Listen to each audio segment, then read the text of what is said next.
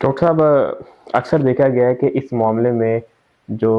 خواتین ہیں وہ مرد حضرات سے بھی کہیں زیادہ آگے ہیں تویز کے معاملے میں، تو آپ یہ بتائیے کہ اس کی اصل کیا وجہ ہے؟ کیا یہ معاشرتی یا نفسیاتی پہلو کی وجہ سے ہی اس کی کوئی اور وجہ؟ اصل میں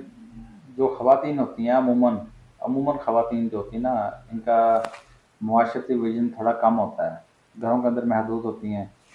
اور اکثریت جو ہے وہ ناخواندہ بھی ہوتی ہیں، تعلیم کی کمی بھی ہوتی ہے،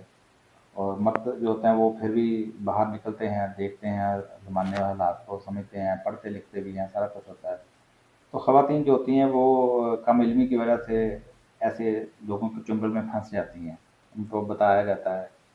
اچھا، اس کی ایک وجہ یہ بھی تو ہمارے اندر معاشرتی ناانصافیاں ہیں، اور وہ بھی اس کا سبب ہوتی ہیں، اس کی جو حق تلفیاں کی گئی ہوتی ہیں خواتین کی۔ تو اب وہ اندر و اندر انتقام لینے کے لیے جو ہے نا وہ ایسا بابا تلاش کرتی ہیں کہ جو اس کے دشمنوں کو مزہ چکھا سکے، یا ان کا خاوند جو ہے وہ باہر معاشقے لڑا رہا ہے، تو اب اس کی کوشش ہوتی ہے کہ یہ میرا خاوند جو ہے نا وہ میرے ساتھ ہی وفا کرے، تو اس کے لیے وہ اس کو قابو کرنے کے لیے، کبھی اس کی ساس جو ہے اس کے ساتھ بدسلوکی کر رہی ہے، وہ اس کو قابو کرنے کے لیے، کیونکہ ان کو شارٹ کٹ دیا گیا ہے نا، کہ شارٹ کٹ یہ نہیں کہ آپ گھر میں خدمت کرو یا ان کو کس طریقے سے اخلاقی طور پہ مینج کرنا ہے۔ اخلاقی طور پہ مینجمنٹ کے بجائے اس کو نیگیٹو طریقے سے بتایا جاتا ہے کہ تم سانس کے پانی کے اندر، اس کی چائے کے اندر، دودھ کے اندر فلاں تویز گھول دو۔ اور یہ ظالم اس حد تک بھی پہنچ جاتے ہیں کہ ان تعویذوں کو جس سیاہی کے ساتھ لکھا گیا ہوتا ہے اس کے اندر زہریلی چیزیں تک بھی استعمال کر لیتے ہیں، منشیات تک استعمال کر لیتے ہیں۔ اب وہ کیا خواتین کیا کرتی ہیں کہ وہ جب تک بابا کا دیا ہوا تعویذ ساس کا وہ پلاتی ہے، ساس بیچاری نیند بے ہوش رہنا شروع ہو جاتی ہے، ساری زندگی کو سارا دن وہ گنودگی میں کے اندر گزارتی ہے، وہ ذہنی ایکٹیویٹی اس کی جو متاثر ہونا شروع ہو جاتی ہے، وہ جو سانس ایکٹیو ہوتی ہے، نفع نقصان کو وہ نظر رکھنے والی ہوتی ہے، اب وہ مدہوش پڑی ہے، اس کو بیچاری کو پتہ نہیں کہ گھر میں کیا ہو رہا ہے کیا نہیں ہو رہا،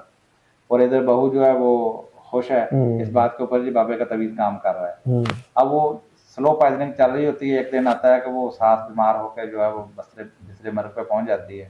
اور ادھر یہ خوش ہو رہی تھی کہ بابے کا طویل کام کر رہا ہے، دشمن میرے راستے سے ہٹ گیا۔ اس طرح ساتھ جو ہے وہ بہو کو قابو کرنے کے لیے یہ حرکتیں بات کام کرتی ہے۔ یعنی یہ ظالم لوگ جو ہیں یہ صرف ان نقوش کی حد تک محدود نہیں ہوتے، جب بھی یہ کہتے ہیں نا گھوڑ کے پلاؤ، تو عموماً اس کے اندر جو ہے وہ زہریلی چیزیں شامل کی گئی ہوتی ہیں، منشیات استعمال کی گئی ہوتی ہے، جس طریقے سے یہ لوگوں کو سلو پائزننگ کا شکار بھی کر دیتے ہیں۔ یعنی یہ صرف آپ کے ایمان کے دشمن نہیں ہوتے، بلکہ آپ کی دنیا کے بھی یہ دشمن ہیں، آپ کی مال کے بھی دشمن ہیں، آپ کی صحت کے بھی دشمن ہیں، خاندان کے بھی دشمن ہیں جو یہ کام کر رہے ہیں۔ تو خواتین ان کے چکر میں پھنس جاتی ہیں کیونکہ ان کا ذہنی وہ کیلیبر اتنا نہیں ہوتا ہے، ان کی ویژن اتنا ہوتا ہے کہ یہ چل کیا رہا ہے۔ اچھا، وہ دوسری نمبر پہ یہ ہے کہ چونکہ ہمارے مرد چونکہ اس گمراہی کا شکار ہیں،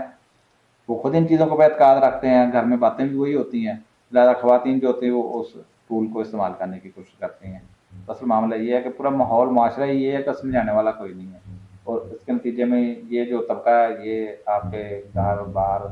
خاندان ہر صحت ہر چیز کو یہ